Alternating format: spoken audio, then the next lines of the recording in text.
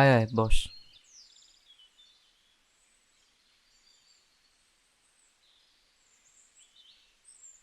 সাম coffee. না না, কিছু খাবো না। তুই তো নতুন গল্পটা শোনা, পছন্দ হলে ডেফিনেটলি একদিন একটা শর্ট ফিল্ম বানাবো। ওকে, অ্যাজ ইউ উইশ।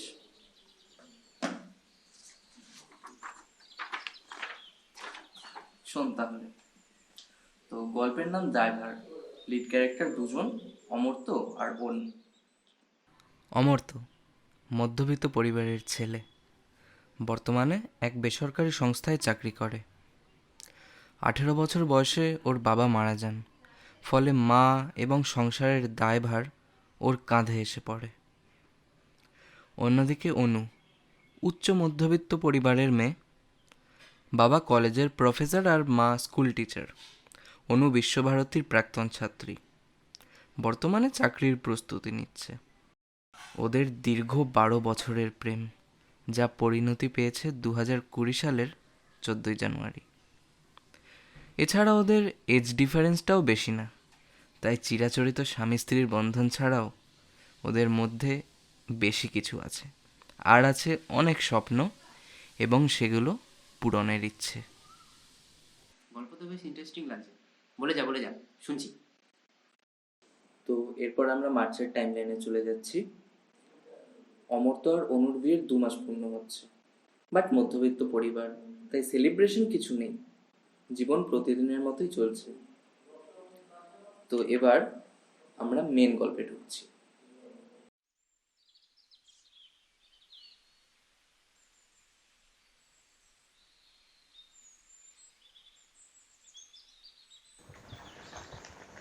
কি গো অনু, টিফিনটা হলো? তাড়াতাড়ি দাও। মা, সাবধানে থেকো আর সময় মতো ওষুধটা খেয়ে নেবে।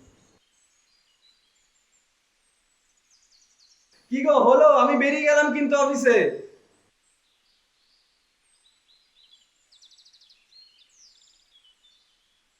সকাল সকালে তো তাড়াহুড়ো করো কেন? এই নাও, আর সাবধানে বেরোতে হয়।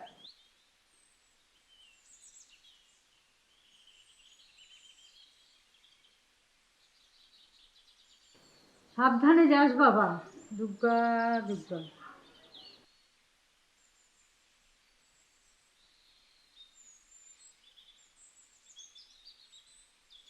আর বেরোনোর সময় বলতে হয় আসলাম। আচ্ছা বাবা, আসলাম।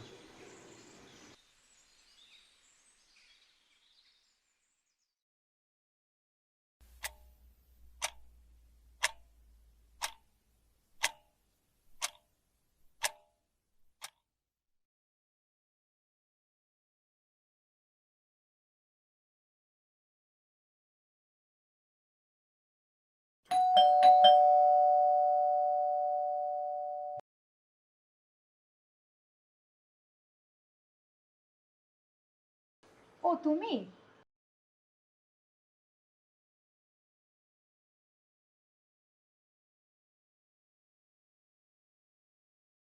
দাও, ব্যাগটা দাও।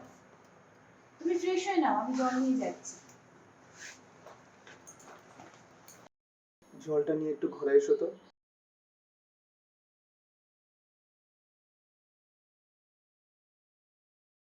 দুপুরে ঠিক করে খেয়েছিস তো বাবা? হ্যাঁ মা, খেয়েছি। তুমি সন্ধ্যার ওষুধটা খেয়ে নিও কিন্তু।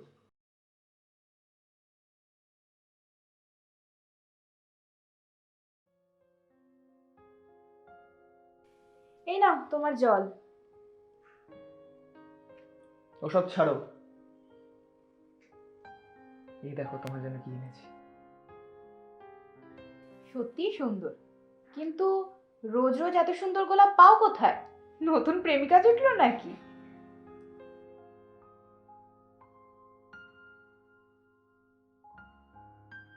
ওহে প্রিয়, এই পুষ্প কেবল তোমারই প্রাপ্য। থাক, অনেক হয়েছে, এবার খেতে আসো।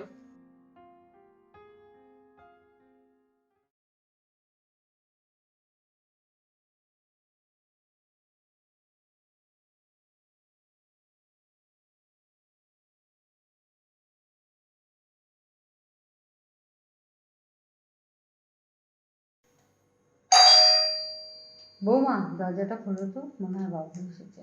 হ্যাঁ মা, যাচ্ছি।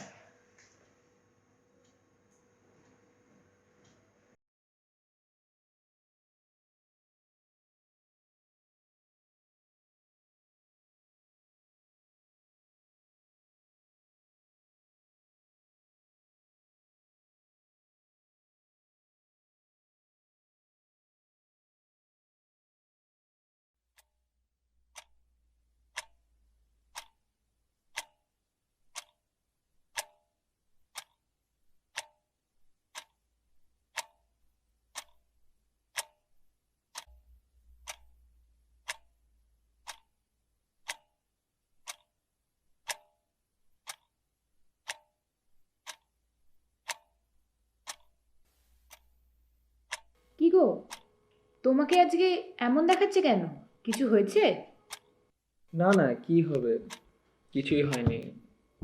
গতকালকের কারফিউর জন্য আজকে অফিসের কাজটা একটু বেশি ছিল, তাই আর কি।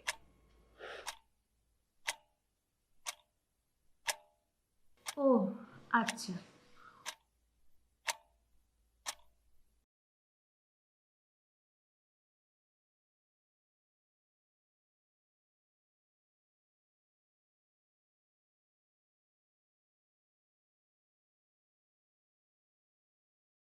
কি গো, কালকে কোথাও গিয়েছিলে? এত দেরি হলো ফিরতে।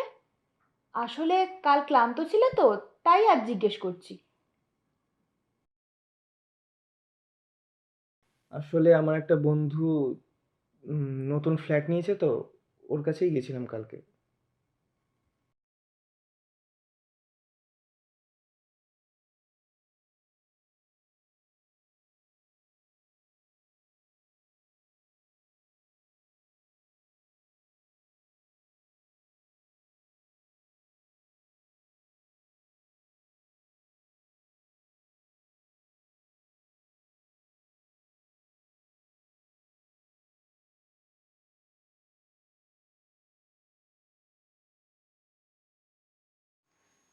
তাহলে আমার সন্দেহ ঠিকই। অমর তো আমাকে মিথ্যে কথা বলছে। কিন্তু কি চায় ও? কেন করছে ও এমন?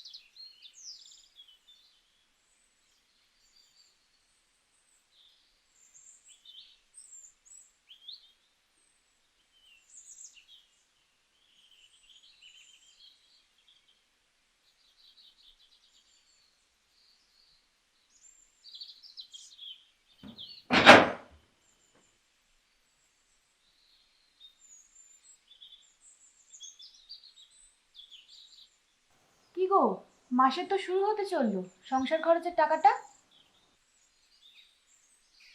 হ্যাঁ, আমি তুলে রেখেছি আলমারিতে। তোমার দরকার তুমি নিয়ে নিও।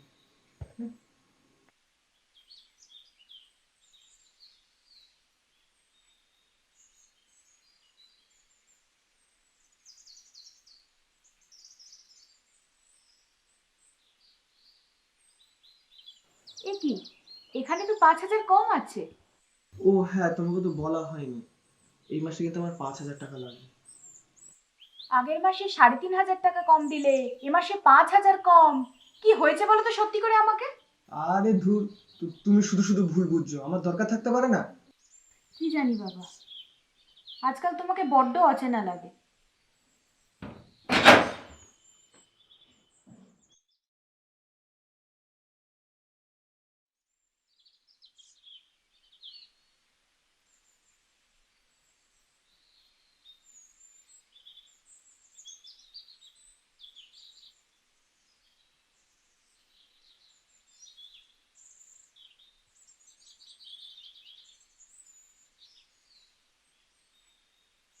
অনু, আমি একটু বেরোলাম, কাজ আছে, আমার মার্কসটা তাড়াতাড়ি দিয়ে যাও।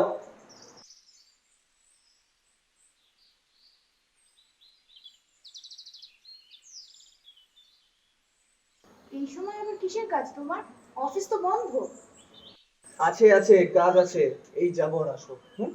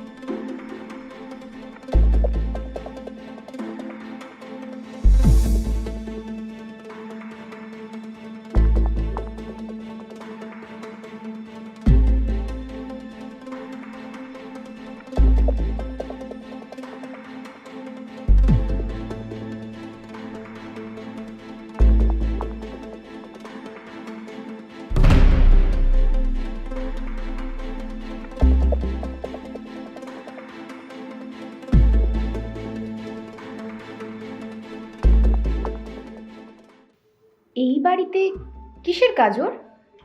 ওই তো জানলাটা খোলা, ওটা দিয়ে দেখি।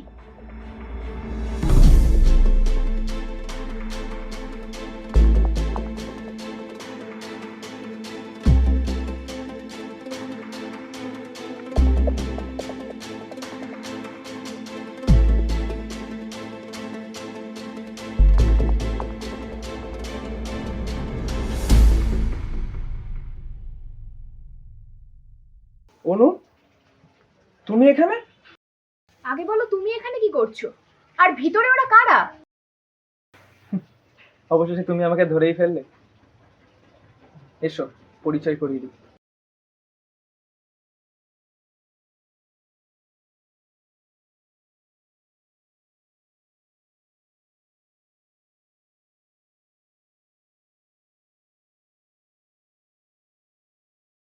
উনি আমার ফুলমাসি। তোমার জন্য নিয়ে যাওয়া সেই সব গোলাপের পেছনে উনি। আর এই পুচকিটা ইনি হলেন টুপাই, ফুলমাসির নাতি। ও আমাকে খুব ভালোবাসে। রোজ অফিস থেকে ফেরার পথে ওদের সাথে বাস স্ট্যান্ডে দেখা হতো, কিন্তু লকডাউনের কয়েকদিন আগে থেকে ওদের দেখতে না পেয়ে মাসির বাড়ি খুঁজতে খুঁজতে আমি এখানে চলে আসি। ওদের তো আপন বলতে কেউ নেই, তাই আমি আপন করেছি ওদের। বিগত বেশ কিছুদিন ধরে ওদের দেখাশোনা, খাওয়া দাওয়া, যাবতীয় খরচের দায়িত্ব নিয়েছি আমি। আর তোমার পকেটে একটা রেস্টুরেন্টের বিল পেয়েছিলাম, সেটা কিসের? ও, ওটা ওটা হচ্ছে টুপাইয়ের জন্মদিনে আমার আনানো খাবারের বিল। মাসির মুখে জন্মদিনের কথা শুনেছিলাম, তাই একটা সারপ্রাইজ দিয়েছি। তুমি সত্যিই বড্ড ছেলে মানুষ, আমাকে এসব বললে কি আমি বারণ করতাম? এই বাবু আমাদের খুব খোঁজ রাখেন, সমস্ত কষ্টের খবর রাখেন। উনি আমাদের পাশে এসে দাঁড়ানোর জন্য আমরা খুবই কৃতজ্ঞ। না না মাসি, এভাবে বলো না, এটা তো আমাদের কর্তব্য। আচ্ছা অমর্ত্য, আমরা টুপাইয়ের দায়ভার নিতে পারি না? এই জন্যই তো তোমাকে ভালোবাসি হে প্রিয়। আমার মনের কথাটা বলে দিলে তুমি। মাসি, আমরা কিন্তু কোনো আপত্তি শুনবো না। আজকে থেকে টুপাইয়ের সব দায়িত্ব আমাদের।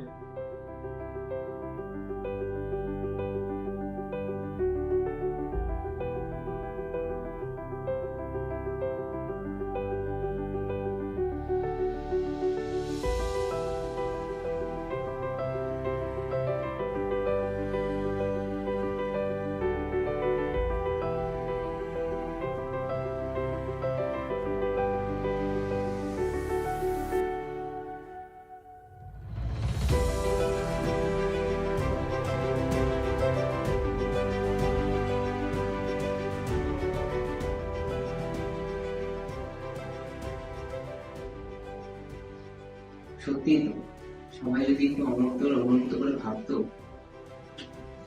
না জানি কত মানুষের জীবন জীবিকা কেড়েছে এই মহামারী, কত সংসার ভেঙে গেছে, কত শিশুর ভবিষ্যৎ আজ প্রশ্নের মুখে।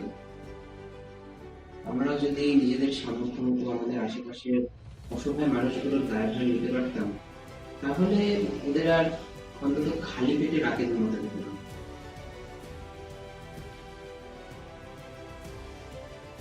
I just love the script and তোর এই গল্পটাকে ফিল্মের আকারে ফুটিয়ে তোলার পুরো দায়ভার আমার।